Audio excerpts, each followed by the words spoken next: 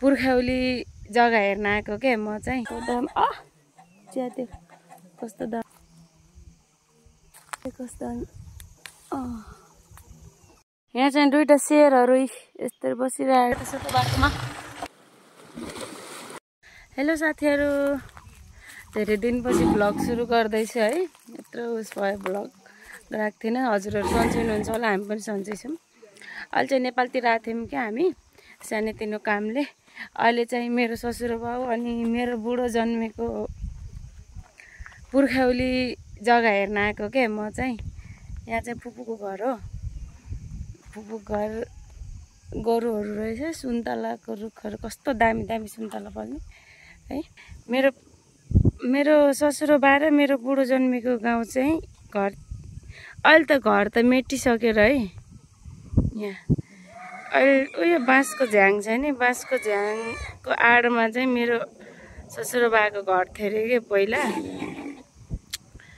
हामी चाहिँ यहाँ ससुराबाको घर हेर्न म चाहिँ हेरेँ यताउता उस गऱ्यो। सुन्तला आम्मामा कस्तो दाम चिया त्यो कस्तो दामी भएको क्या सुन्तला। धेरै दिनपछि उता बिजी भएको भए गर्ने, त्यही भएको भएर चाहिँ मैले भ्लग सुरु गरेको थिएन कि। फुपूले यहाँ चाहिँ बेसार सुकाउनु भएको रहेछ फुपूले चाहिँ आरूहरू छ क्या। इन्डियामा चाहिँ कस्तो नमिठो नमिठो है, किनेर खानुपर्छ। यहाँ चाहिँ छ क्या पुरै, कस्तो धेरै फलायो भने लटरम्मै फलाएको छ कि हेर्नु। ओए कस्तो असिनाको चोट पनि परेछ कि यसमा।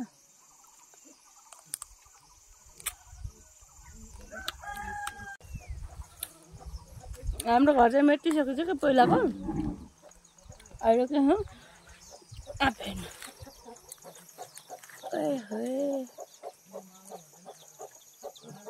टिप्न त गाली गर्नुहुन्छ क्या आमाले। मैले भिडियो बनाएको छु कि। अहिले पेट दुखेको छ, खानु भएको छैन कि। सन्चो छैन? सन्चो त्यति छैन कि। छोरी पाइछ नि। आरुको दाना कति धेरै फुल्यो। त्यो पाकी छ क्या खाने हो? उयो धेरै त खाँदिनँ। अहिले चाहिँ आरु टिप्दिन लानु भएको छ कि। आरु टिप्दिन लानु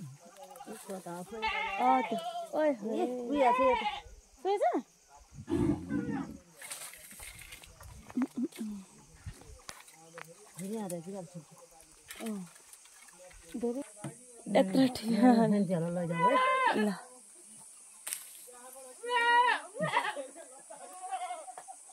यत्रो धेरै टिपिदिनु भयो फुपूले। पाक्ने बेला भएको छैन क्या हो क्या अझै है? भएको छ भयो डोडो त भएको भयो। यस्तै हो क्या त। ल यार टिपेर अब घर लिएर जानु पर्यो। घर आमाले नि खानिदिन्छ। यहाँ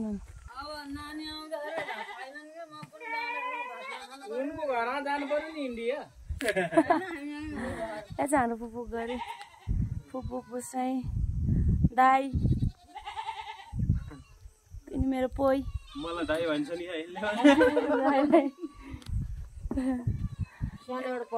गरी फुपू। आज कहाँ हामी यहाँ सोच भएको छैन।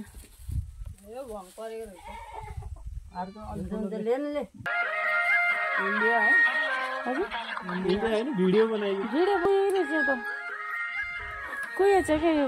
यस्तो पाके राम्रो भइरहेको थियो, कुहिएछ।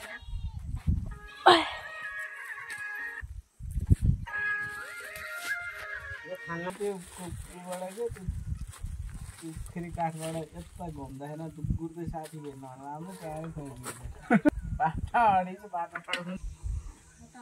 बन्दुक हेलमेट पनि पकाए कसको?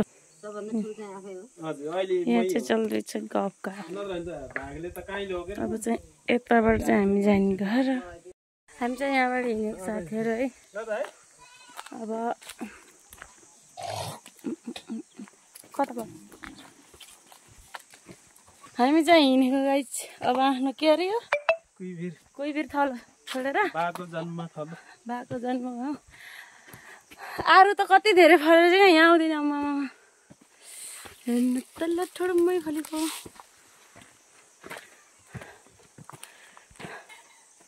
यिनी हुन् हाम्रो गाउँको राको बाइक लिएर आएको आमामा बाटो ला बुबु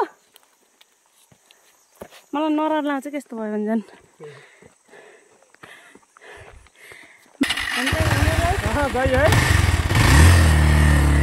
बुबु हेरिरहनु भयो कस्तो माया लाग्छ चालले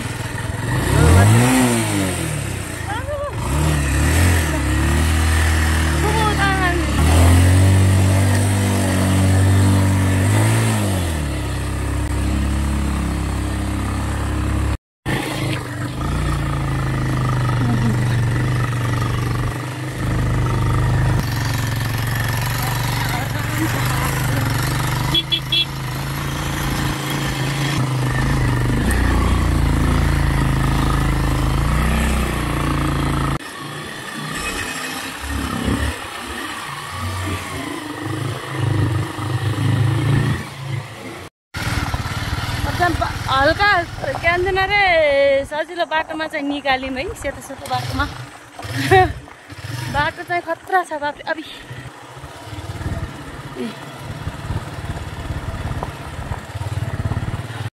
यहाँ दरम खोला गाइस हामी चाहिँ खाल्टे एम यहाँबाट अब चाहिँ हामी चाहिँ हिँडेको छाबैको घर फाइनल्ली गाइस भन्दिनँ क्या अब त्यो कमल भन्जाले निकै नाम राख्नु भयो मेरो गाइस भनेर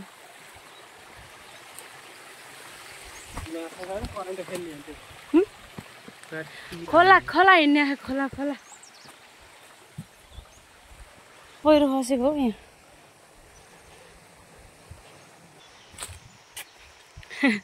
टुरिस्ट चाहिँ गएर हिँड्यो अनि मेरो बुढो मेरो कुन्टु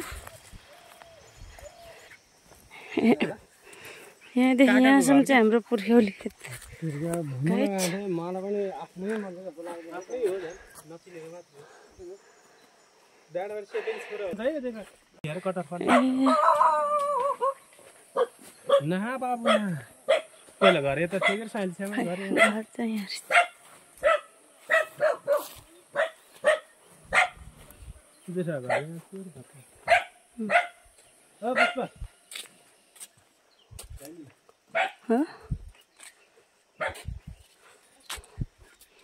मान्छे चाहिँ रहेनछन्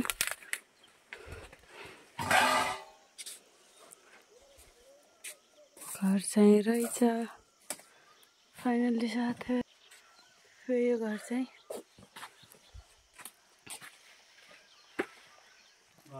यहाँ चाहिँ दुईटा शेरहरू यस्तै बसिरहेको रहेछन् हाम्रो पुर्ख्यौली खेत हो साथीहरू हामी चाहिँ दोकानतिर हिँडेको साथीहरू यसो चाउमिन खाऊँ भनेर माथि चाहिँ खानु पनि होस् भयो त्यही भएर अहिले कल्तिर हिँडेको यसो खाऊँ भनेर हेर्नु गाइस कति रमाइलो छ यता चाहिँ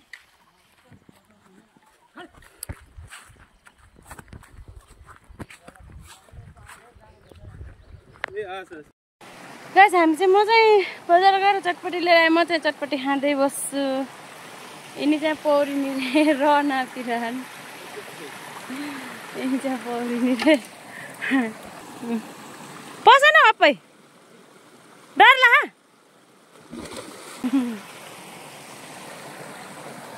त्यहाँ घर हिँड्यौँ गाइस पौडी खेलेर पनि घर पनि यता आइसक्यौँ ओ त गाइस चाहिँ म चाहिँ भ्लगिङ गर्दैछु गाइस सब देखाइछु